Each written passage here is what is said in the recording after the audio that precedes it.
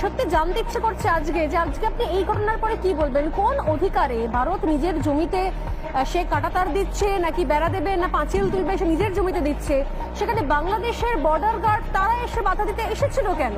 মানে কিসের উস্কানি এটা? পায়ে পা দিয়ে ঝগড়া করার উস্কানি? একটা যুদ্ধ করানোর জন্য একটা সুরসুরি দেওয়া? ভারত তো যুদ্ধ করতে চাইছে না, কোনোভাবে কোনো পদক্ষেপ নিচ্ছে না। এটা কি ধরনের ব্যবহার হলো? এটা কি ধরনের পদক্ষেপ? কি বলবেন আপনি এটাকে?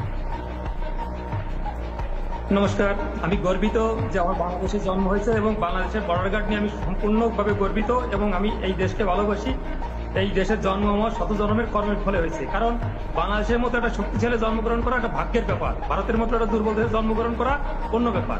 বিমল দা যে বললেন যে আমাদের যে বর্ডার গার্ডে যেটা করছেন আপনি যেটা বললেন, এখানে সীমান্তে নো ম্যানস ল্যান্ড এবং 0 পয়েন্টের একটা ডিস্টেন্স থাকে, তারপর তার নিজস্ব জমি আছে। সেই নো ম্যানস ল্যান্ডে 0 পয়েন্টে আপনারা বেড়া দিতে পারবেন না। 2 তারিখ যখন বেড়া শুরু করেন তখন আমাদের বর্ডার গার্ডের মানে আপত্তিতে আপনারা যে বেড়া বন্ধ করছেন তখন ছিল 0 পয়েন্টে। আপনারা আজকে বেড়া শুরু করছেন, দীর্ঘতে কাজ চলছে, কিন্তু সেটা 0 পয়েন্ট থেকে আপনাদের সীমানায় করছেন।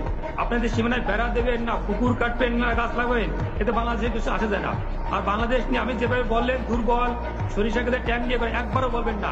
আপনার বয়স কত আমি জানি না, আপনি 2001 সালে আপনার বয়স কত ছিল? 2001 সালে আপনারা উস্কানি দিয়েছিলেন সীমান্তে, সেখানে পালুয়ায় 16 থেকে 19 এপ্রিল এই 4 দিন যে গন্ডগোল করছিলেন, সেখানে আপনাদের 18 জন বিএসএফ মারা গেছে, আমাদের মারা গেছিল মাত্র 3 জন। আপনাদের 2 জন বন্দী হয়েছে, আমাদের 1 জনের বন্দী হয় নাই। আপনাদের 2 জন আহত হয়েছে, আমাদের মাত্র 5 জন আহত হয়েছিল। মনে পড়ে না? লজ্জা করে না আপনাদের? বাংলাদেশ নিয়ে তাচ্ছিল্য করেন। 2001 সালে শিক্ষা হয় নাই, 2005 সালে 18 বর্ডারে গন্ডগোল করছিলেন, সেখানে আমাদের অ্যাসিস্ট্যান্ট কমান্ডার শ্রীমান জীবন কুমার